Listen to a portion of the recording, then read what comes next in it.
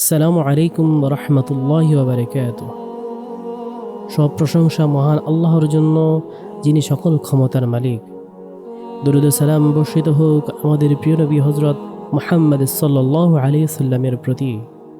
সম্মানিত ভাই ও বোনেরা, জীবন কি সবসময় মসৃণ? কখনোই না। জীবনের পথটা আঁকাবাঁকা আর অনিশ্চয়তায় ভরা। কখনো আসে অপ্রত্যাশিত বিপদ, কখনো প্রিয়জন হারানোর বেদনা, কখনো ব্যর্থতার গ্লানি। যখন সব পথ বন্ধ মনে হয়, যখন মন ভেঙে যায়, তখন আমরা কি করি? হতাশ হয়ে পড়ি, ভেঙে পড়ি, নাকি ঘুরে দাঁড়ানোর শক্তি খুঁজি? এই সংকটময় মুহূর্তগুলোতেই আমাদের সবচেয়ে বড় আশ্রয়, আমাদের সবচেয়ে বড় শক্তি হলো ধৈর্য এবং আল্লাহর উপর ভরসা, তাওয়াক্কুল করা। ধৈর্য শুধু চুপ করে বসে থাকা নয়, অথবা পরিস্থিতির কাছে হার মেনে নেওয়াও নয়। ধৈর্য হলো এমন এক মানসিক শক্তি যা প্রতিকূল পরিস্থিতিতেও আপনাকে অবিচল রাখে, সঠিক সিদ্ধান্ত নিতে সাহায্য করে। ইসলামে ধৈর্যের গুরুত্ব অপরিসীম। আল্লাহ তাআলা পবিত্র কোরআনে প্রায় ৭০ বারেরও বেশি ধৈর্য ধারণের কথা বলেছেন। সূরা বাকারার ১৫৩ নং আয়াতে আল্লাহ রাব্বুল আলামিন বলেন, হে মুমিনগণ, ধৈর্য ও সালাতের মাধ্যমে সাহায্য প্রার্থনা করো, নিশ্চয়ই আল্লাহ তাআলা ধৈর্যশীলদের সাথে আছেন। এর অর্থ হলো যখনই কোনো বিপদ আসবে, অস্থির না হয়ে আল্লাহর দিকে ফিরে আসা, সালাতের মাধ্যমে আল্লাহর সাথে সম্পর্ক স্থাপন করা এবং তার সাহায্য চাওয়া। এই আয়াত আমাদের শেখায় ধৈর্য শুধু একটি গুণ নয়, এটি বিপদ থেকে বেরিয়ে আসার এক কার্যকর উপায়। ধৈর্যকে চাইলে ৩ ভাগে ভাগ করা যায়। ১. বিপদে ধৈর্য। বিপদে আপদে হতাশ না হয়ে আল্লাহর ফয়সালার উপর সন্তুষ্ট থাকা। ২. আনুগত্যে ধৈর্য। আল্লাহর আদেশ নিষেধ পালনে অটল থাকা, ইবাদতে অলসতা না করা। ৩. গুনাহ থেকে বিরত থাকতে ধৈর্য। পাপ কাজ থেকে নিজেকে বিরত রাখা, নফসের কুপ্রবৃত্তি দমন করা।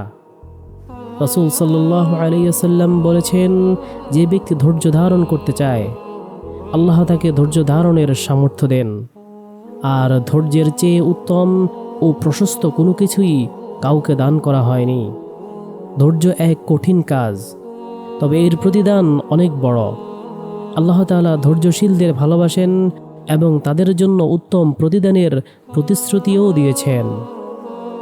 ধৈর্যের সাথে ওতপ্রোতভাবে জড়িত আরেকটি মহৎ গুণ হলো তাওয়াক্কুল, অর্থাৎ আল্লাহর উপর পূর্ণ ভরসা রাখা। তাওয়াক্কুল মানে হাত গুটিয়ে বসে থাকা নয়, বরং নিজের সাধ্যমতো চেষ্টা করার পর ফলাফলের ভার আল্লাহ তাআলার উপর ছেড়ে দেওয়া। আমরা জানি না আমাদের ভাগ্যে কি আছে, কিন্তু আল্লাহ তাআলা তা জানেন। তিনি একমাত্র সত্তা, যিনি সব কিছুই জানেন, সব কিছুই পারেন। যখন আমরা তার উপর ভরসা করি, তখন মনের সব চিন্তা, ভয় আর অস্থিরতা দূর হয়ে যায়। পবিত্র কোরআনে আল্লাহ রাব্বুল আলামিন বলেন, যে ব্যক্তি আল্লাহর উপর ভরসা করে তার জন্য তিনিই যথেষ্ট। সূরা তালাক আয়াত ৩। এটি কত বড় আশ্বাস! যখন আপনার সমস্ত চেষ্টা শেষ, যখন আপনি আর কোনো পথ দেখতে পাচ্ছেন না, তখন আল্লাহই আপনার জন্য যথেষ্ট। তিনি আপনার জন্য এমন পথ বের করে দেবেন যা আপনি কল্পনাও করতে পারেননি। রাসূল সাল্লাল্লাহু আলাইহি ওয়াসাল্লাম বলেছেন, তোমরা যদি আল্লাহর উপর যথাযথভাবে ভরসা রাখতে, তাহলে তিনি তোমাদেরকে সেভাবে রিজিক দিতেন যেভাবে পাখিদের তা দিয়ে থাকেন। পাখিরা যেভাবে সকালে খালি পেটে বের হয় আর সন্ধ্যায় ভরা পেট নিয়ে ফিরে আসে। এই হাদিস আমাদের শেখায় রিজিকের জন্য অযথা দুশ্চিন্তা না করে আল্লাহর উপর ভরসা রাখতে। আমাদের কাজ হলো চেষ্টা করা, বাকিটা তো আল্লাহরই হাতে। ধৈর্য ও ভরসা একে অপরের পরিপূরক। চরম বিপদে এই দুইটি গুণই আমাদের টিকে থাকার শক্তি যোগায়। কিভাবে আমরা এই গুণগুলো অর্জন করতে পারি?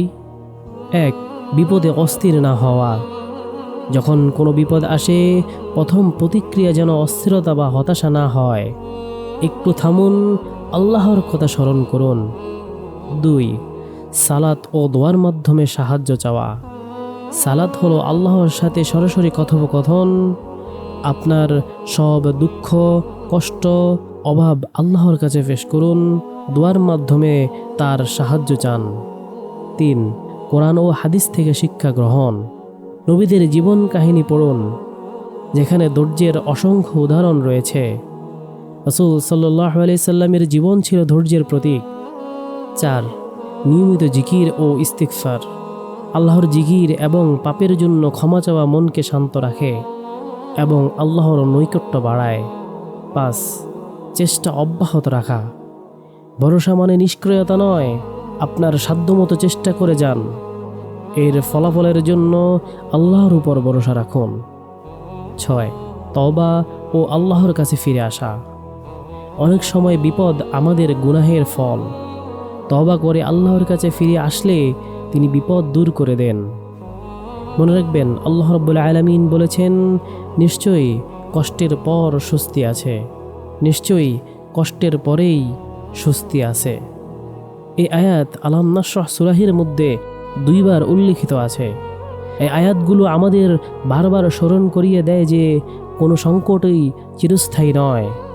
পরিশেষে বলতে চাই, জীবন একটি পরীক্ষা ক্ষেত্র। এখানে সুখ, দুঃখ, হাসি, কান্না আসবেই। এই পরীক্ষাগুলোতে সফল হতে হলে আমাদের প্রয়োজন ধৈর্য ও সহনশীলতা। আর এই ধৈর্যকে শক্তি যোগাতে প্রয়োজন আল্লাহর উপর পূর্ণ ভরসা। যখন আমরা দৃঢ়ভাবে বিশ্বাস করি যে আল্লাহ আমাদের সাথে আছেন, তখন পৃথিবীর কোনো শক্তি আমাদের টলাতে পারবে না। আসুন আমরা আল্লাহর উপর আস্থা রাখি, ধৈর্যকে আমাদের পাথেয় করি এবং প্রতিটি বিপদকে আল্লাহর নৈকট্য লাভের সুযোগ হিসেবে গ্রহণ করি। আল্লাহ তাআলা আমাদের সকলকে ধৈর্য ধারণ করার এবং তার উপর পূর্ণ ভরসা রাখার তৌফিক দান করুন। আমিন।